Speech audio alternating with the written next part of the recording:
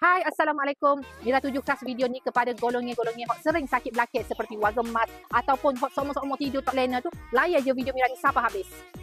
Ni dia. Kalau tidur tak lena, mestilah melibatkan tilam dia. Bila kita tidur pada tilam hok tak ada kualiti ni, of course lah ganggu tidur kita. Badan kita jadi sakit. Di kerja pun mestilah badan kita akan lemau-lemau. Ni, Prabuk Bacok mengeluarkan tilam Supreme Sleep ketebalan 12 inci dia. Kita punya lapisan ada 10 lapisan material dia. Jangan risau, tilam kami ni ada warranty. Warranty dia berapa tahun? Nak tahu, kontak je Mira.